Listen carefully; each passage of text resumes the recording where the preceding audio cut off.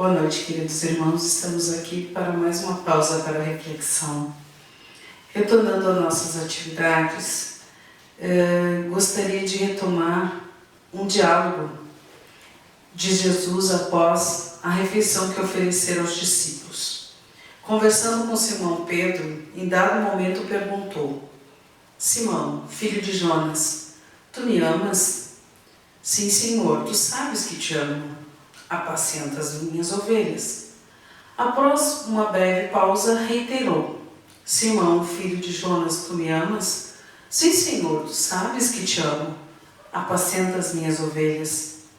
Um novo silêncio, nova expectativa e a mesma indagação. Simão, filho de Jonas, tu me amas? O apóstolo entristeceu-se com aquela insistência que parecia transpirar um sentimento de dúvida quanto à sua fidelidade. Senhor, conheces todas as coisas e sabes que te amo. Apacenta as minhas ovelhas. Que esse diálogo tem a ver conosco? É importante lembrarmos um detalhe a respeito deste texto. Esse texto está no capítulo 21 de João. Os textos de João precisam ser traduzidos do original grego. Em grego, a palavra amor tem 3 versões. A primeira versão é a palavra ágape, que significa considerar com reverência, admirar com algum bem, amar de modo mais elevado. No grego clássico significava saudar afetuosamente. O segundo sentido seria filho. É olhar para alguém com afetuosa consideração, ter afeição, amizade e gostar dele, que pode ser traduzido como um carinho. Estergo é um verbo que está mais relacionado com afeição familiar. Seria traduzido para o português por amar com ternura, suportar, que é descrito normalmente na relação entre os cônjuges e entre pais e filhos. E eros, usado principalmente para o amor entre os sexos, tanto em grego como os derivados em português, de erotismo, nos evidenciam que este verbo adquiriu uma conotação pejorativa. A nossa palavra amante expressa essa ideia decadente do próprio vocabulário. Quando Jesus pergunta para Pedro se ele o ama, inicialmente usa o verbo ágapão, querendo saber se Pedro é capaz de amá-lo com todo o seu coração, de forma profunda e incondicional. Contudo, Pedro responde que o ama através do verbo filho, ou seja, Pedro o amava de forma incompleta. Lembra-se quando Pedro negou a Cristo antes da crucificação? Ele tinha dito a Jesus que jamais o negaria, mas na hora do testemunho ele falhou. No capítulo de João, onde o Cristo tem essa conversa, Jesus faz a mesma pergunta 3 vezes, para que Pedro refletisse na resposta que estava dando e reconhecesse que não podia ser fiel a Deus sem a ajuda de Cristo. Mas algo surpreendente ocorre na 3ª vez que Jesus pergunta a Pedro: você me ama?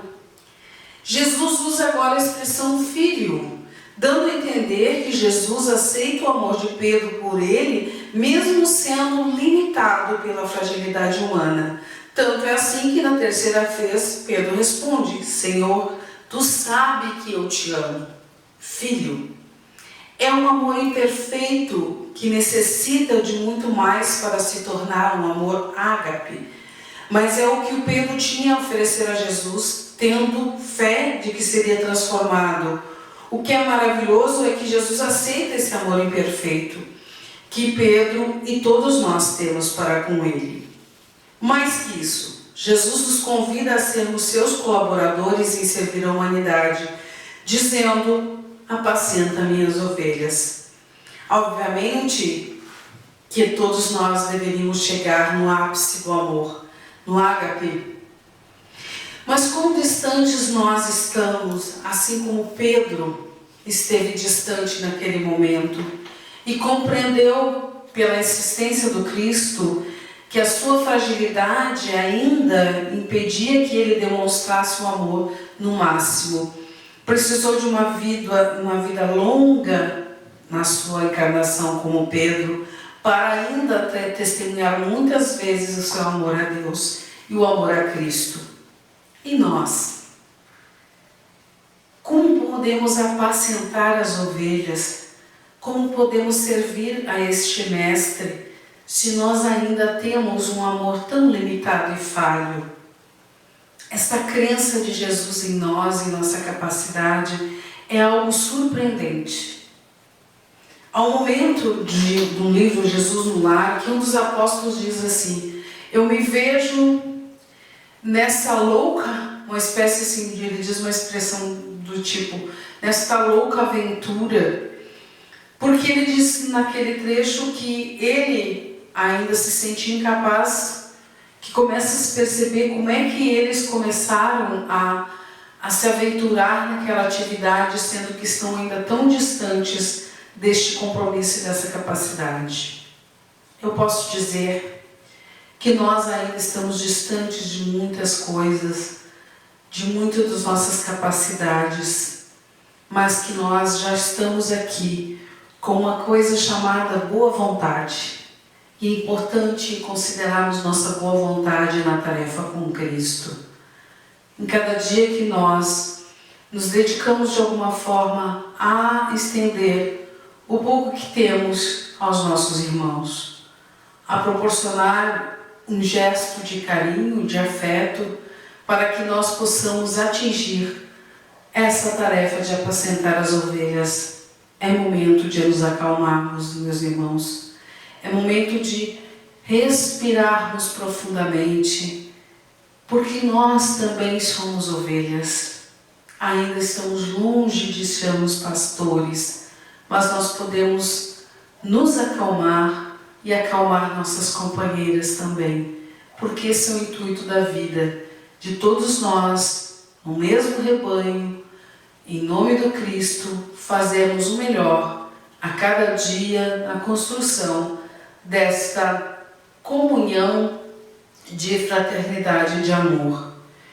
Usemos nossos melhores pensamentos em benefício daqueles que amamos, mas usamos ainda os melhores pensamentos que pudermos multiplicar em benefício daqueles que não conhecemos, mas que sabemos sofredores de uma forma ou de outra. Há tantos irmãos sempre necessitando de uma palavra, do entendimento, mas sobretudo do nosso carinho, do nosso afeto e do nosso melhor pensamento.